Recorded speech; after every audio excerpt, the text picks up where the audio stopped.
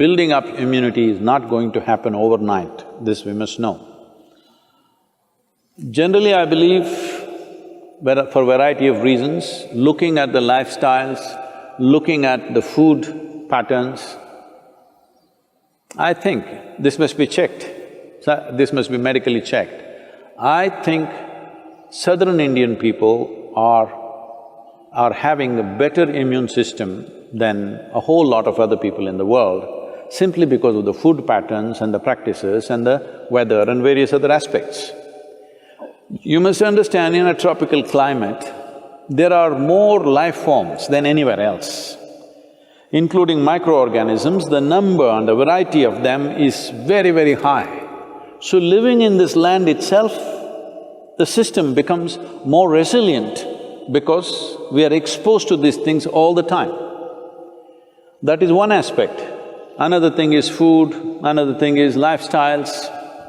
All these aspects are there. Being farming communities largely, most of us, if not in this generation, in the previous generation, we've all come from farming communities. So people lived on the land, that itself gave them enormous strength. In most other parts of the world, over 80% of the population moved away from farming probably 100 years ago. In India, we've just moved away from the land only in the last 25–30 years ago. This benefit is still there with us. It will not stay with us if you're continuing… if everybody starts living in high-rise apartments without being in contact with the ground and start living like lab rats, protected from everything, well, our immunity also will go down. But I think we still have this advantage. But right now, what can I do to boost my immunity? As I said, it's not an overnight solution, but in a period of time, you can do this. Well, let me talk about very common things available. One thing is, I must say this, we are sacred ash people, we're always ash smeared one way or the other. There are different types of ashes, if you know how to use it. I can't go about giving you instructions of this over the on the web, but if you learn to use it properly, it helps. Neem is available almost right across the country except in the mountainous places.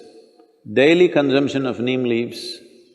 Turmeric is anyway available. Now they are making what is called as nano-turmeric, where the absorption rate is way higher than the normal turmeric, which also greatly enhances your immune system. If you soak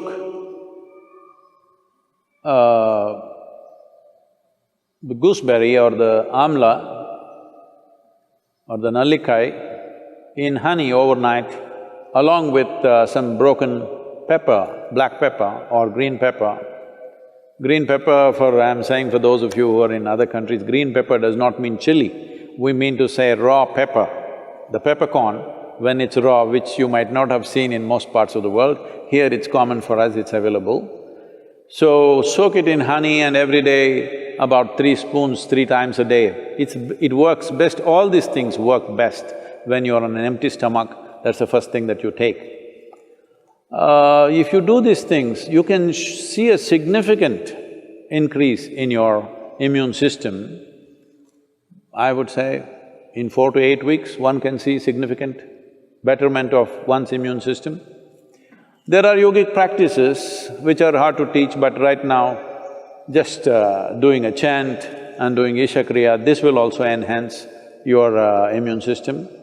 Let this be very clear that this is not treatment for coronavirus, nor is it a prevention. I did my chant, so I go and do irresponsible things, it's not going to work like that.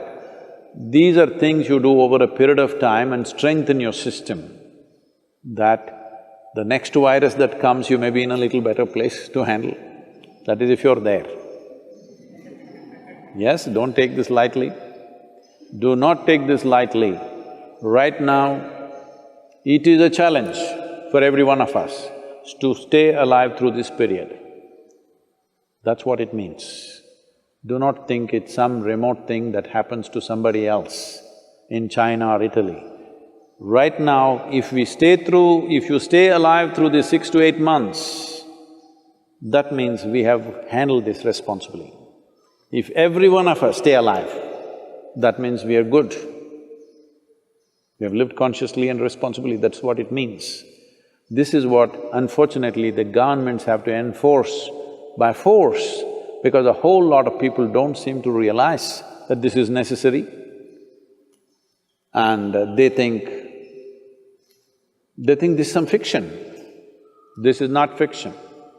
This is an imminent danger that we need to handle properly.